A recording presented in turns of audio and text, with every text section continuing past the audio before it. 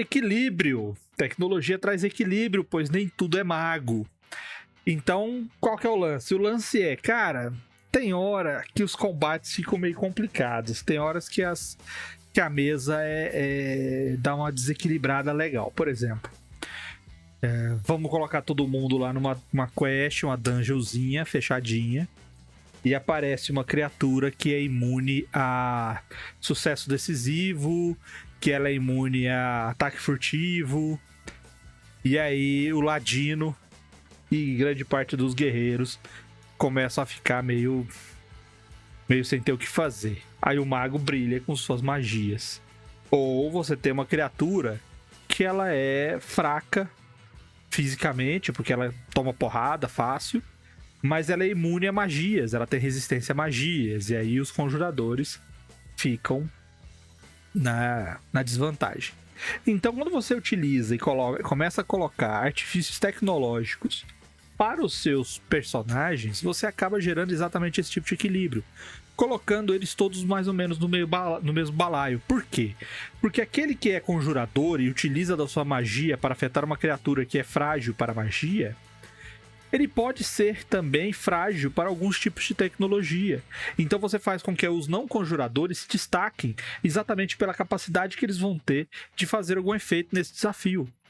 Vamos para o segundo lado. Se você tem uma criatura que ela é imune a conjurações, você tem condições de colocar os seus conjuradores em pé de equilíbrio com o restante do grupo, porque eles vão ter recursos para utilizar que afetarão a criatura sem ser as suas magias. E ele não precisa ser um guerreiro para utilizar. Então eu acredito que se você começa a nivelar por esse padrão, você acaba dando um tempero. É lógico, você também não pode ter tecnologia para tudo e para todos, assim como magia também não pode ser para tudo e para todos. Mas você começa a dar aquela temperada, você começa a dar aquela ajuda e colocar algumas pessoas que podem estar aí com dificuldade de se aventurar, porque ele não consegue dar mais do que 8 de dano, enquanto o mago tá dando 36. Ele não consegue escalar rápido, enquanto o mago tá levitando. Ele não consegue pular o fosso, enquanto o mago tá voando. Ele não consegue fugir do dinossauro nervoso, enquanto o mago tá acalmando a criatura. Então, bom artifício aí para você dar uma mexida e talvez corrigir alguns tipos de desequilíbrios com o seu grupo. Mas esse desequilíbrio é proveniente de um sistema mal escrito, de algum problema assim, porque isso seria um band-aid, assim, seria uma forma de, igual você falou, de remediar uma coisa que tá, sei lá, desequilibrada por ser mal feita? Não, é o desequilíbrio próprio de histórias que a gente vê constantemente. A gente mesmo, às vezes, coloca coisas que se desequilibram. Então, às vezes, o mestre ainda não tem a molejo suficiente para equilibrar, ele pegou uma história que ela não está bem desenvolvida, ele pegou um contexto, um cenário, o próprio sistema às vezes não favorece, e a gente já viu isso muito nas versões de D&D, por exemplo, onde o guerreiro ele começa a ficar para trás, enquanto o mago tá soltando bola de fogo com 10 D6 de dano, e o guerreiro tá dando um D12. A gente já viu o monge, que fica um bichão da campina até o 5º nível no D&D 3ª edição, mas depois disso ele morre na praia, ele não faz mais nada.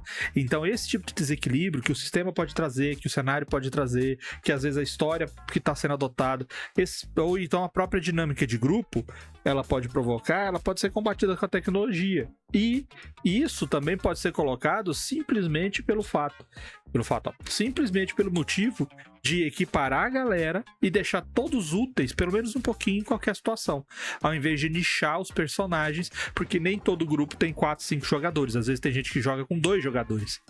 E aí você quebra, porque você tem que ter um healer, um perito, um guerreiro e um tanque.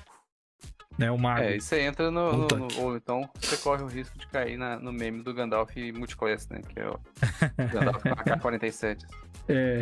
Que seria igualmente útil. Eu acho que tem um aspecto que o Vermelho falou, que essa correção, esse equilíbrio, ele não precisa ser uma correção necessariamente. A gente fala correção, parece que a gente está corrigindo uma coisa errada, né? Foi por isso que o Luiz perguntou. Não, ele pode servir para você fazer uma construção de cenário. Assim. Se você pensa que o D&D valoriza muito os caras, a conjuração de magias. A conjuração de magias é muito forte, não sei o que lá. Você pode querer construir no seu cenário um ambiente em que as pessoas que não têm essa capacidade de conjuração tenham um recurso, né? Foi aquilo que eu falei. Você pode montar um cenário low magic em que você tem um acesso restrito à magia e que, portanto, a tecnologia ganha muita relevância, justamente porque você corre o risco de quem é mago ser muito poderoso e não tem ninguém para fazer contraponto. Né? Você pode fazer, é o que eu falei, você pode fazer igual no Iron King, você pode fazer uma questão civilizacional. Eu quero incluir no meu cenário uma espécie que tem uma dificuldade de lidar com magia, ou que não tem motivo para lidar com magia, ou alguma coisa do tipo, e aí eu vou, para balancear eles, ou seja, para que a espécie não fique prejudicada, eu vou dar a eles essa possibilidade. Você pode fazer isso no D&D, por exemplo, sem precisar mexer em regras. Você pode falar, cara, existe essa espécie que eu criei aqui específica para o meu cenário, que são os, sei lá, os homem-libélula, e os homens libélula, eles têm um detalhe que eles são incapazes de conjurar magia. Mas por causa disso, eles desenvolveram tecnologias muito fodidas e por causa disso, eles foram os primeiros gunslingers do cenário. Pronto, então agora eu tenho uma galera que sabe usar arma de fogo, que criou a pólvora, que usa arma de fogo e, portanto, são poderosos, conseguem fazer um balanceamento com os magos. Entendeu? Então acho que você pode fazer isso como um equilíbrio, se você quiser, para corrigir, às vezes, um desequilíbrio que você está propositalmente criando por uma construção de narrativa.